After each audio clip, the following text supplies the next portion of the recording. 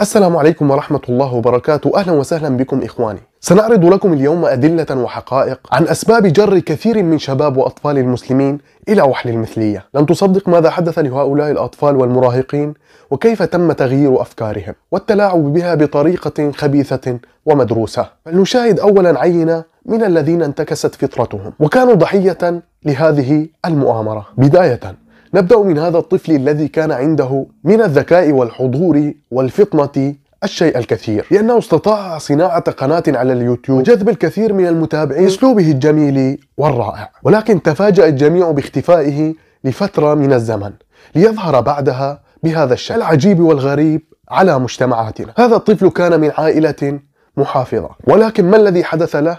هذا ما سنعرفه في الحلقة اليوم. وهاتان الفتاتان اللتان اختفيتا لفترة من الزمن لكي يعودا لنا بهذا الشكل، يعلنا زواجهما كأول مثليتين عربيتين بطريقة علنية ومشروعة على حد وصفهم، وهن أيضا من عائلتين محافظتين ومسلمتين. وهذا الشاب الذي يلبس اللبس العربي الأصيل يشارك في مظاهرات تدعم المثليين، يثبت للعالم أننا نحن كعرب ومسلمين ندعم المثلية والمثليين وحقوقهم. كل ما نراه اليوم في مجتمعاتنا العربية وهذه العينات التي تظهر لنا له سبب واحد، وهو أنهم استطاعوا أن يدخلوا إلى بيوتنا وأطفالنا عن طريق أفلام الكرتون والرسوم المتحركة التي تداعب مشاعر الأطفال، ويقومون بوضع أبطال وإشارات ضمن هذه الأفلام ليتعاطف معها الأطفال من خلال بطل خارق مظلوم يساعد الناس ويحب الخير للجميع لكنه شاذ.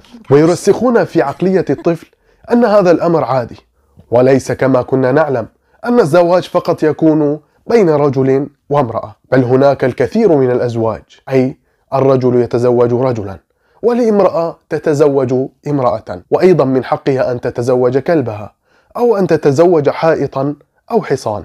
وهؤلاء الأطفال الذين نتحدث عنهم اليوم ليس أطفالهم فقط، بل دخلوا إلى بيوتنا وباتوا ينشرون هذه السموم في عقولهم. لأوضح لكم طريقة نشر هذه السموم في مخيلات أطفالنا، نشاهد معا تقرير موثق بالصوت والصورة للطفل لوكاس وكيف قاموا بتخريب فطرته والتلاعب بفطرته من خلال أفلام الكرتون والتعاطف مع أبطال الرسوم المتحركة. فلنشاهد كيف كانت فطرته السوية قبل أن يلعبوا بها.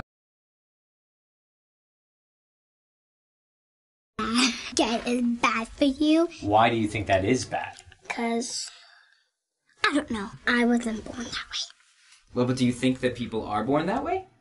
Some people, I think that you have to find a boy and a girl. I mean, you can get married like that, but gay, you can't get married. But do you know why you don't like it? I know. Why does it matter so much to other people who you love and who you marry? Because gay is bad for you. So if someone was your friend and they turned out to be gay, would you still be their friend? No. Do you think that by the time you have grown up, that gay marriage will be legal everywhere? No. شاهدونا عندما سألوه قال: الشذوذ شيء سيء وغير سوي، أنا لم أولد لأكون شاذا، والزواج يكون بين ذكر وأنثى، لكن الشواذ لا يمكن أبدا أن يتزوجوا. وسأله أيضا: إن كان لك صديقا واكتشفت أنه شاذ، هل ستبقى على علاقة معه؟ فأجابه: لا، وإنه مستحيل أن يصبح زواج المثليين مسموحا به. هكذا كل أطفال البشرية يولدون على الفطرة، لكن يتم التلاعب بهم. فلنشاهد الآن بعد أن تلاعبوا بفطرته وغيروها من خلال نفس السلاح الذي يستخدم اليوم ضد أطفالنا.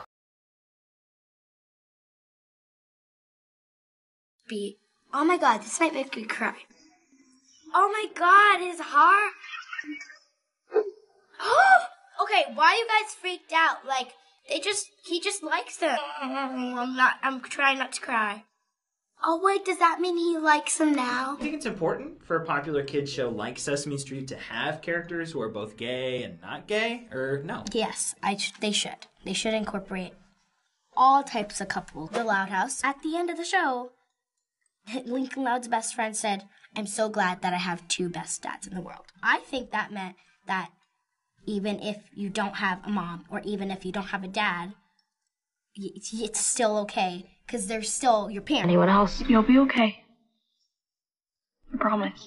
Oh, wowzers, those waterworks are starting to come. I hate when people that are that are gay and lesbian, they say that they're different, but they're not really different. Whew, is this a try not to cry challenge? Because if it was, I would have lost immediately. I feel like the people that don't like gay people, and like everything else, it's probably because they didn't learn when they were young. Like, I'm glad my parents taught me that everybody can live their life. And I do remember when I was young, I did a gay video, and they're like, if you had a friend that was gay, would you accept it? And I went, no. Let me clarify something. I was only 5 years old, okay? I did not know anything. Honestly, in my head, I was like, what the heck is this dude talking about? Like, Benny was there, and I was like, what is he talking about? Like, get some sense in your brain. But now I understand it, because why my parents stopped me. Everybody should just accept it and move on in life, because it's nothing big. It's not like the end of the world's happening because... لاحظتم كيف تم توظيف الرسوم المتحركة ليجعلوا الشذوذ عند أطفالنا شيئا عاديا؟ بل أكثر من ذلك، يجعلونه أمرا عاديا يدغدغ مشاعرهم. شاهد ماذا أصبح يقول بعد أن أفسدت فطرته. لماذا أنتم مفزوعون منهم؟ كل ما في الأمر أنهم يحبون بعضهم. شاب وشاب يحبون بعضهم. لماذا أنتم مفزوعون؟ وبعدها عرضوا له فيلما لفتاتين سحاقيتين عانا الأمرين حتى استطاعا أن يتوجان قصة حبهما بالزواج. نعم يا سادة، هذا النموذج الذي شاهدتموه معي اليوم هو الذي يستخدم ضدنا وضد أطفالنا بنفس هذه الطريقة الخبيثة. يقول رسول الله صلى الله عليه وسلم: كلكم راع وكلكم مسؤول عن رعيته. لهذا أطفالنا وإخواننا ماذا يشاهدون اليوم؟ ماذا يعرض لهم؟ إن هذا الأمر خطير للغاية، وبدأنا نرى إشارات من الله تنذرنا وتنبهنا بأن العالم يسلك الطريق الخاطئ الذي سلكوه قوم لوط قبل آلاف السنين. وكانت عقوبة الله لهم من أقوى وأشد العقوبات التي ذكرت بالأقوام الذين عوقبوا والتي سردت لنا بالقرآن الكريم. وهذه الإشارات بدأت تتجلى لنا بالصوت والصورة. فنحن كمسلمون عندنا إشارات وشفرات لما سيحدث معنا في هذا الزمن من القرآن والسنة. قبل 1400 عام قال رسول الله صلى الله عليه وسلم: إذا أكلوا الربا واستحلوا الصيد بالحرم ولبسوا الحرير واكتفى الرجال بالرجال والنساء بالنساء يكون في أمتي الخسف والمسخ والقذف، فالأمر عظيم والمصاب جلل. لهذا علينا الحيطة والحذر. سنعرض لكم أسماء الأفلام الكرتونية والقنوات التي تدعم المثلية وتعمل على تخريب عقيدة وفطرة الأطفال، لنحذركم ونجعلكم تمنعوا أطفالكم من مشاهدة هذه الأفلام.